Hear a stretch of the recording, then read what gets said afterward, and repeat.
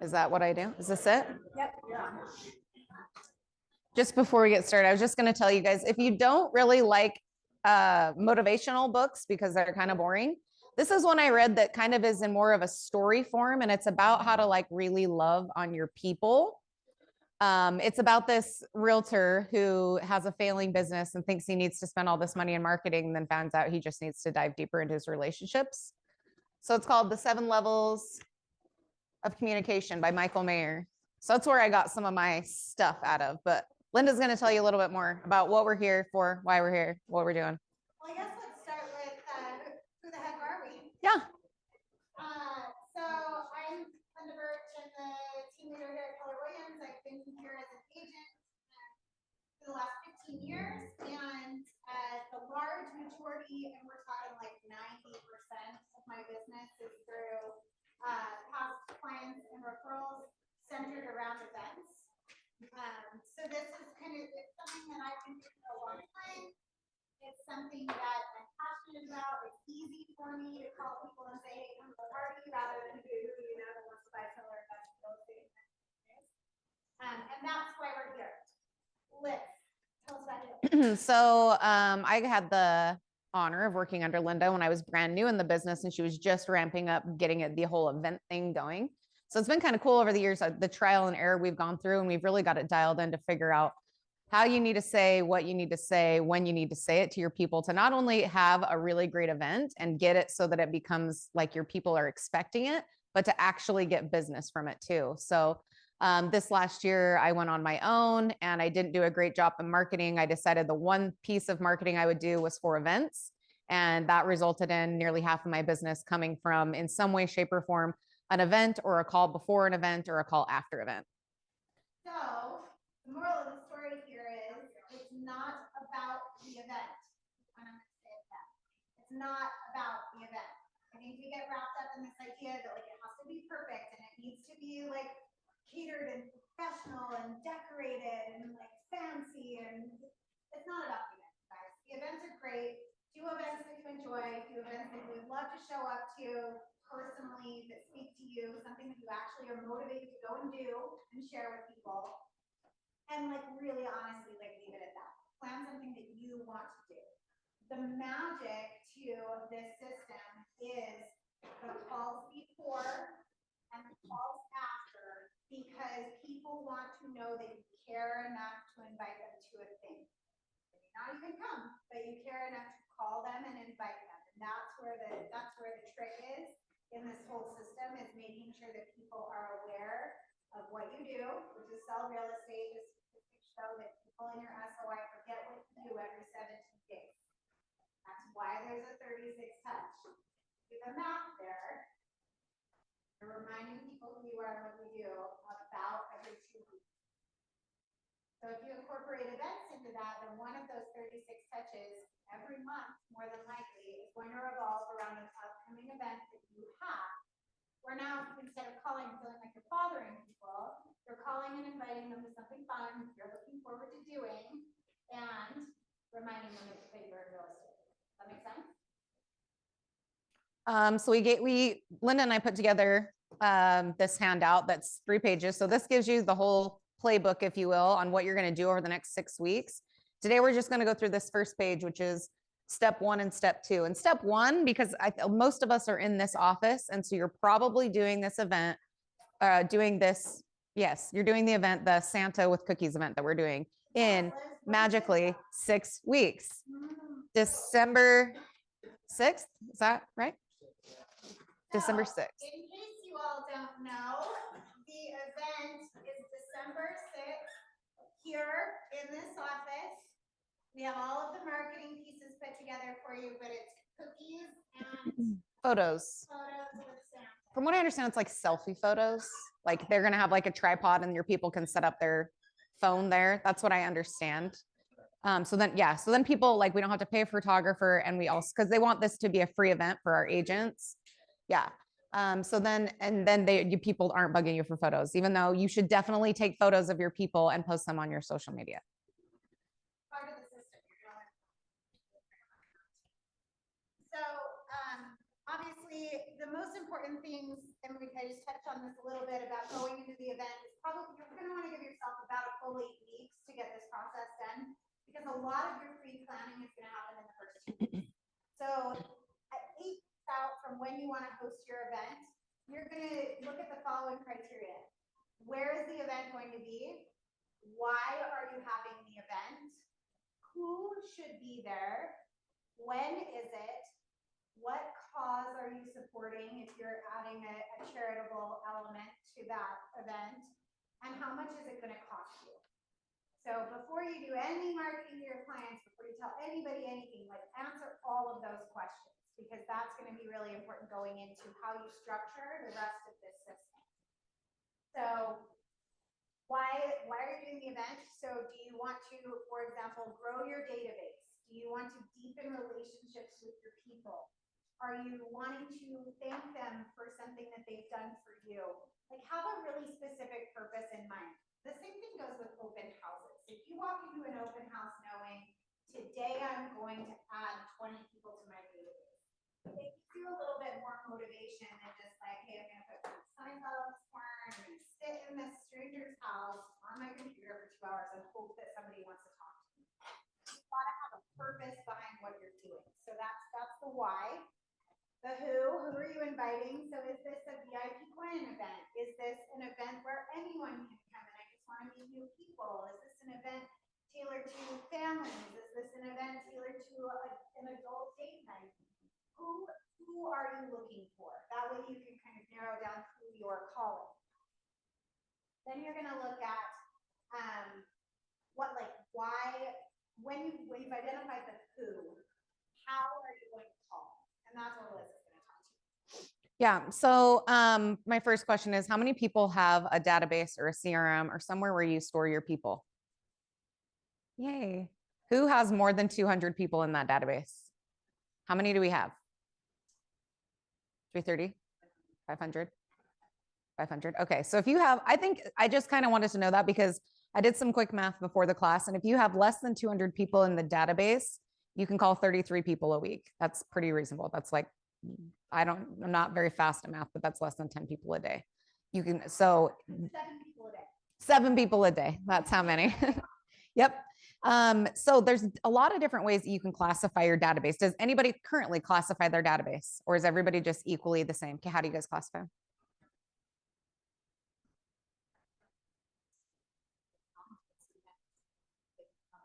Okay. Okay, sweet.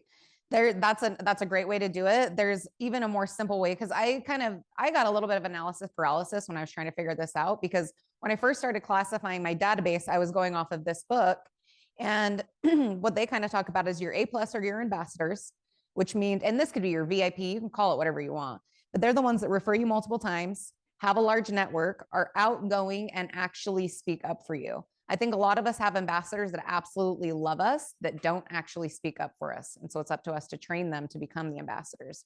And that's kind of your next level is your A or champions. Like, they love you and they trust you and they maybe will refer you somebody. But you're kind of teaching those A's how to become your champions, so that then you're training them how to actually refer you. Your B's are potential champions. So past clients who may have not referred yet, or if you're like me, I have some people in my database that come to all of my events who I am not their number 1 agent. But guess what? I'm definitely their number 2, and their number 1 is probably on their way out before I am. So I want to continue building relationships, adding value. And guess what? I still have gotten referrals from some of those people who their brothers in real estate, but they think I'm a better fit for. So don't think that just because they have somebody else that's number 1. And this book teaches you a really easy way to find out if you're actually their number 1 or not. See your friends and family. They like you. They want to stay in touch. They may have not sent a referral or done business yet. D, never sent a referral, probably won't. You don't call them regularly, but they're still in your database. So for some of us with larger databases, it might make sense to actually get rid of some of those Ds so that you can actually focus on the people who are going to nurture your business. Let's see, what was my last thing? Oh, one other way I've heard of this being classified. This was a suggestion Josh Stern gave to me when I was kind of analysis paralysis, is he just does simply if they were referred and what year they were referred, And if they were a referral, so if they referred somebody in the year, if they were a referral or they came from some other source, but he always did that in the year so that then every time at the beginning of the following year, he could do a VIP event because he always wanted to make it so that it was that exclusive FOMO. Why didn't I get invited? I got invited to these 3 events, but why didn't I get invited to that one, Liz? And it's a very simple conversation of that's for my clients who supported me on this year. We do the same thing. So throughout the year, we track who refers us business and who refers us business that closes, and then who does multiple transactions with us throughout the year.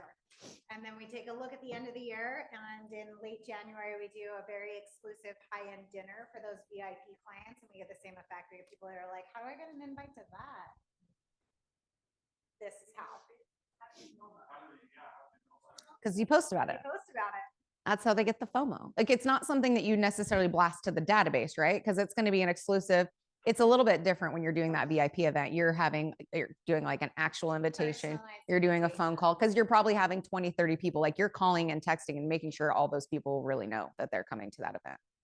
Then after the event, that's where the magic happens. You post about it on social media, like had such an amazing VIP dinner. Thanks to all of our clients that really help support us. And then you get the other people that are, oh, but I love you. Why can't I come to your event, Liz? Yeah. Oh, that's that. Let me show you how I take referrals so that we can make sure to get you an invite for next year. Oh yeah. It's all in the language you use because I've said it wrong. I've been like, well, you didn't refer me any business this year. And I'm like, oh, well, that's not how you say it. There's definitely a very specific script around that. It's like, oh my gosh, I would love for you to be there next year. Let me show you how we can best convert referrals and better serve your friends and family. Or conversely, the answer to that might be like, hey, why didn't, like, what could I be doing better that would make you want to send me referrals this next year? Mm-hmm.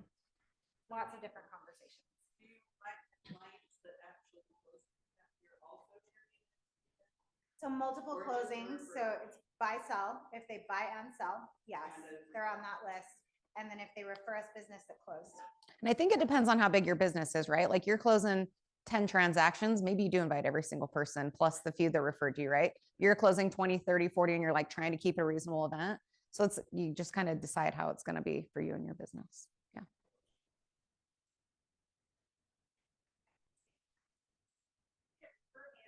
Hey Liz, why didn't I get to come to your VIP dinner this year? Oh my gosh, Linda, I would so love for you to be able to come to it next year. That dinner is especially for the clients who have referred me or closed multiple deals with me within that calendar year.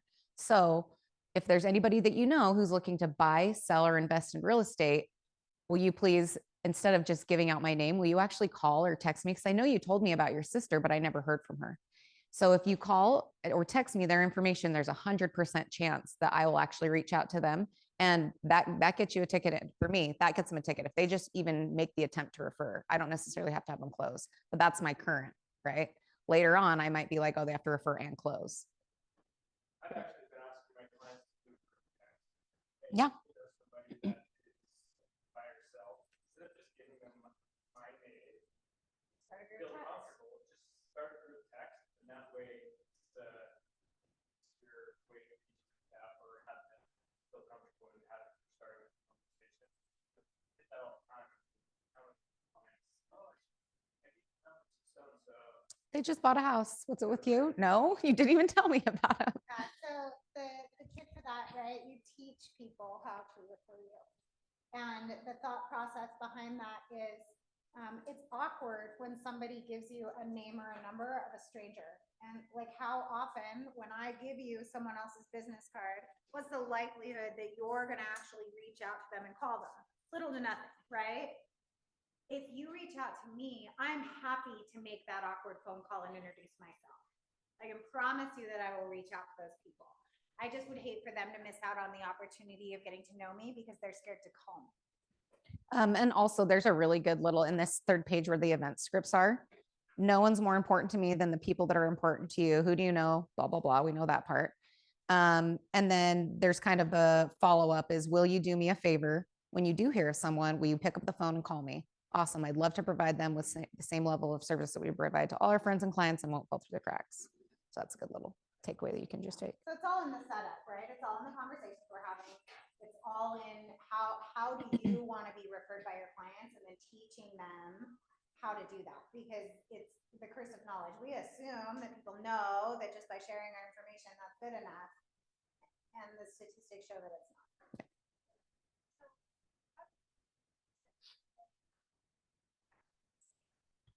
That, what I just told you.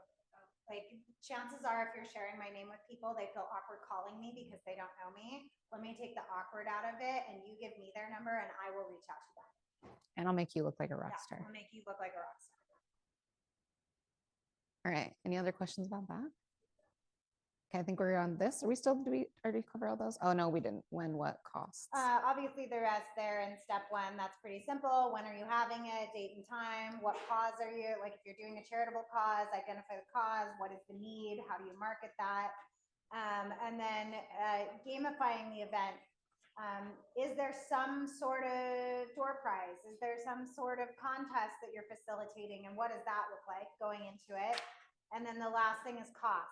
How much is this event going to cost? And the important thing to remember in this is stay in budget, right? Know what you budgeted for the event. Is it possible to have the event within that budget? And then secondly, how do you cut that cost even further? Who is dependent upon your business that you send referrals to all the time that should be there either volunteering or helping to subsidize the cost of the event for you? Yep. Lenders, title are great at volunteers. They're kind of hands tied when the money is when it comes to the money. Lenders are great. Home inspectors, handymen. Home warranty, handymen, roofers. Like, think about the people that you and your daily business rely on to make you look good all the time, that you send business to constantly, and ask them what they'd be willing to do. I think you'd be really surprised.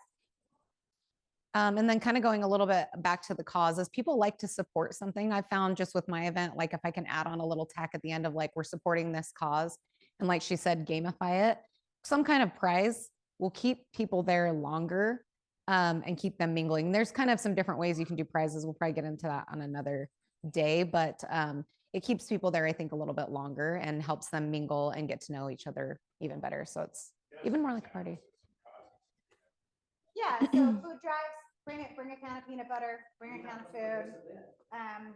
This event that we're doing, the cookies and photos with Santa, I think we're going to add a charitable aspect to that. We haven't quite I think she said exactly what that is, but it's probably going to be a food drive. So there's two really good schools of thought behind why you would do that. Number one, it creates buy-in for the people. So they know that you're supporting a charitable cause. They've raised their hand and said, yes, I'd like to attend your event. And now they know there's something expected of them. So it decreases the chances of your clients no call, no showing, because they know that something is expected of them to show up. Yeah. Like, right? So like a giving tree is a really good one where it's like, oh, I have to go because I have to do that. Another really great one is like any school pretty much that you call is going to need something. So you, the thing I found though is don't just do a school drive, actually find out what schools need, because you'll be surprised. Some of them want like coats and socks and underwear, and some of them want food for kids. Some of them need stuff for the classrooms. So, yeah.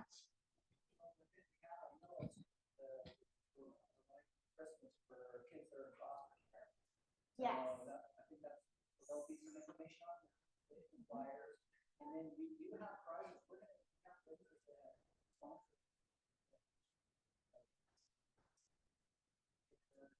Things that are real family friendly. So be on the lookout when the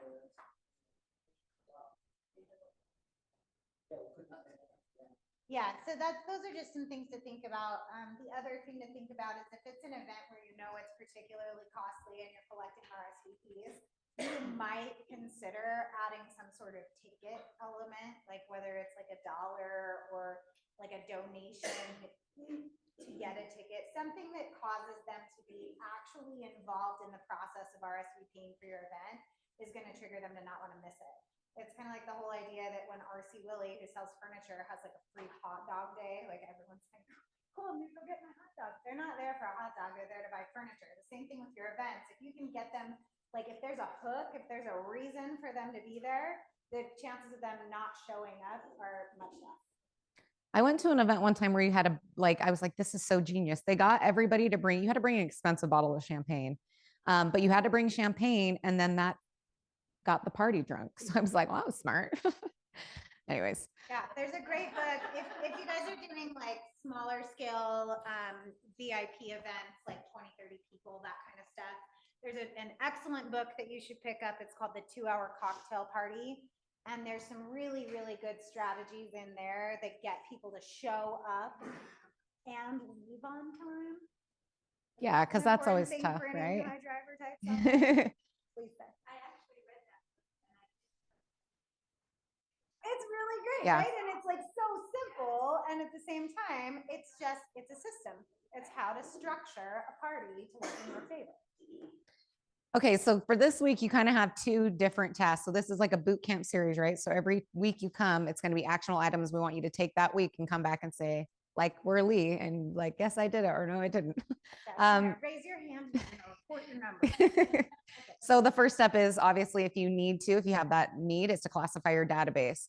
The second step is going to be the save the date emails.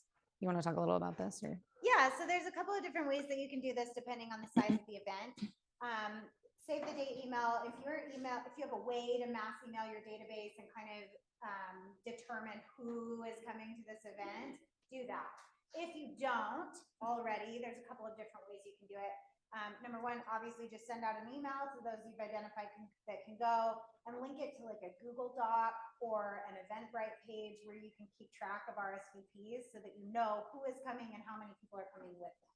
So that's pretty much the important part. But the save the date really is just something for you to put out on social media or through a newsletter that you send out to your database, just letting them know, hey, in 6 weeks, set this date aside because we're going to do something big.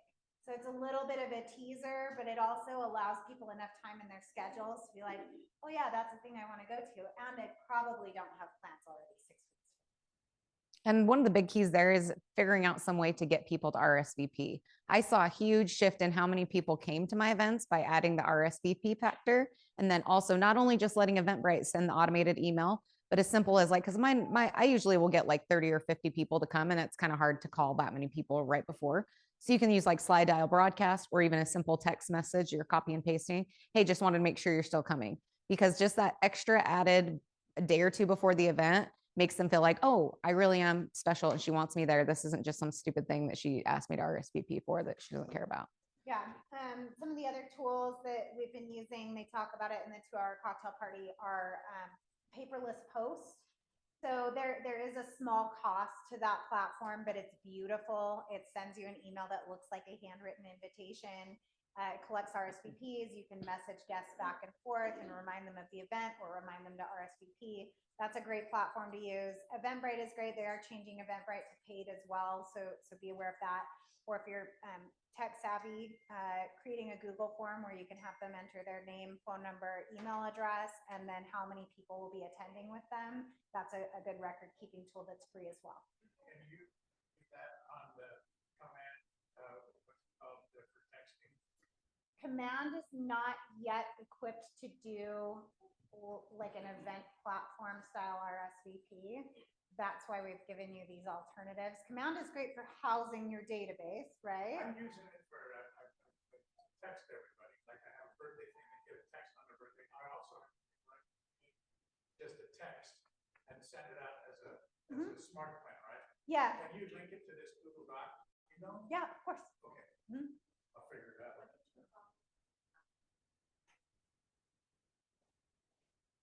Eventbrite? No, the social, no, we called it something like postal. Paperless posts. Thank you. Yes. Yeah, that one's really pretty. Like if you Paperless really care posts. about how your stuff looks, I would probably use that. Eventbrite is kind of clunky. I don't know who uses that, but it's like I use it pretty often. I still can't figure it out. But they did change it. It's and I don't think it's terrible. It's $9.99 for 100. You can go up to 100 on it, and it's per event. So it's not like a monthly fee or anything. So I was like, well, that's not terrible. I was starting to understand. The other thing, I don't know if Paperless Post does this, is I like to add questions. And I also, as she was saying, make sure you get phone numbers and emails, because surprise, you might sometimes have people that like you enough that they actually forward it to people for you. And then they show up and you're like, who's this person? So I had that happen in my last one.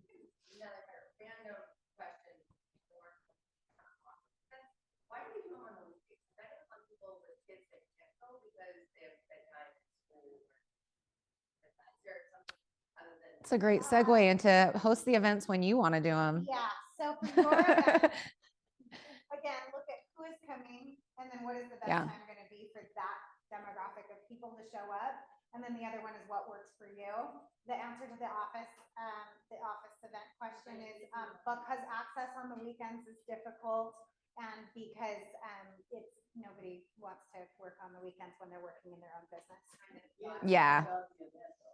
It's right, and that it's about the systems and the processes leading up to the event. So our goal, just so you all are clear, our goal for this event is not to have 3,000 people in this office taking pictures with Santa, right? Our goal is to make sure that you all get at least one more deal before the end of the year. That's the goal. Yeah.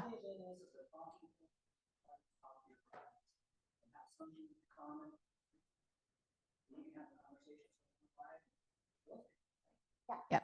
And the office event too, the thing I love about it is like, I might only have a handful of people show up and they look around and they're like, oh my gosh, these are all your clients. I'm like, these are all the clients. These are, no, I say, these are all the clients. I'm like, these are all the, yep, these are them. What a good way to look like a rock star. Yeah. Like, yes, 200 people showed up, but there are 500. Yeah. And that's what's cool too, is like that Cool Heart event. I probably had 50 people there, but like she's filming all these other people and they're like, whoa, like you just put on a huge event. I'm like, I co-hosted a huge event, but yes.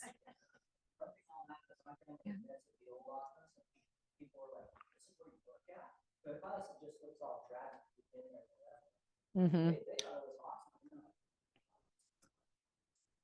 Oh yeah. I can't wait for this one. Oh my gosh, you're not just like Sitting on your couch eating Cheetos calling me. I've always hoped my clients did not picture me working in a basement.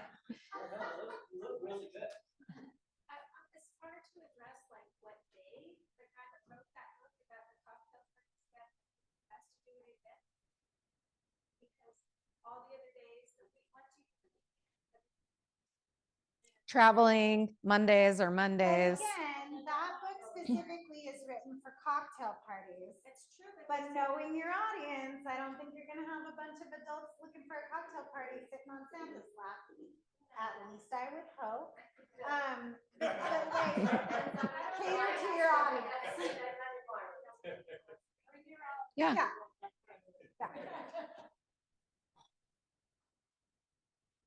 I think we're pretty much done. Children and cookies and sandwiches. Yeah. And just remember, so we did give you those. So when you're starting to call your people this week, there are these couple of scripts.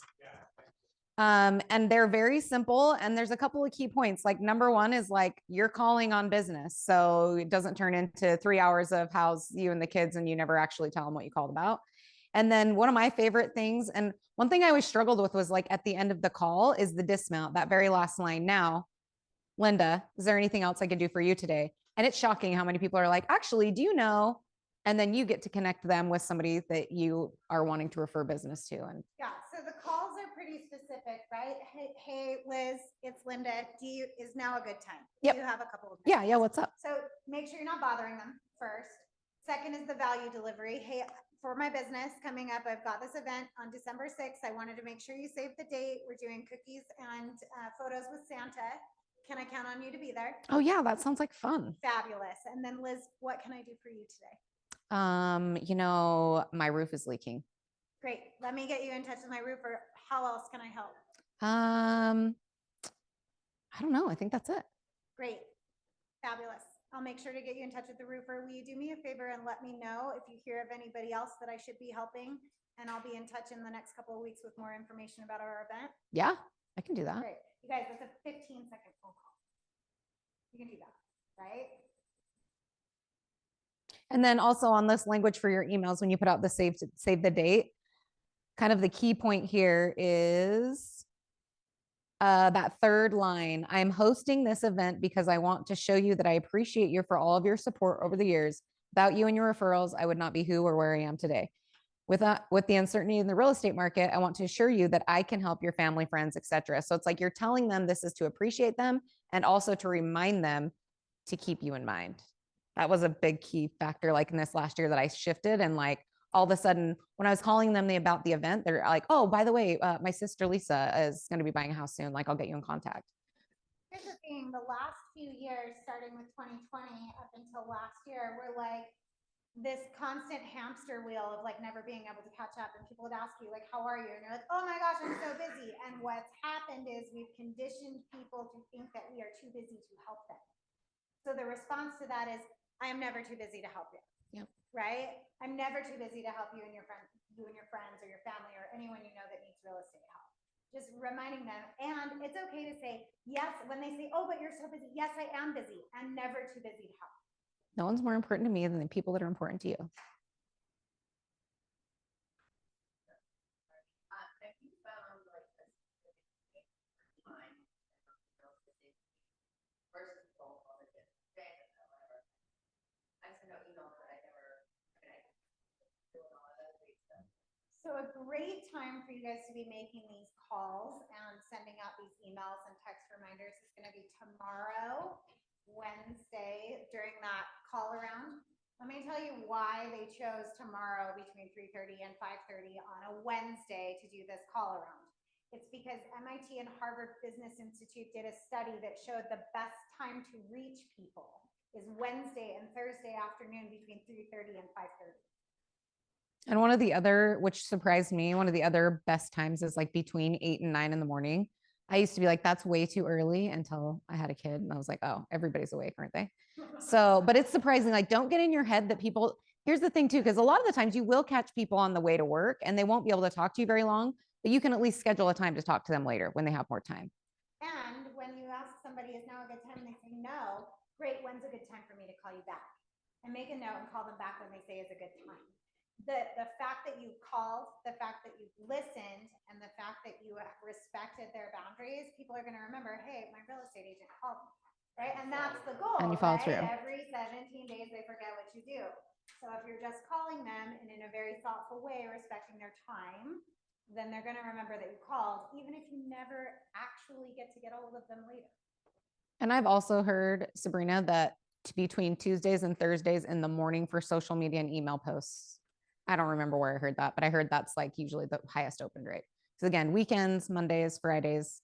Yeah, people get the Sunday scaries, right? So Sunday evening, lots of people are like sitting there anxious, like, how do I escape my real life and look at this reel on social media for a million hours? It's a good time to post. And then obviously Friday, people are like checked out. Yeah, they're out whatever, having passing the fun. time at work anyway. Yeah. You're gonna make another call anyway, so there's only that. Yeah. Yeah. And you'll be surprised how you keep doing these, how people, like, I have people now that pick up the phone. I saw your email. I'm so sad I can't make it. Like, they're already trained. Like, they know I'm going to do an event 4 times a year. They already know kind of what it is. It's going to be sad this year because I'm not going to have the poinsettias, but it'll be fine.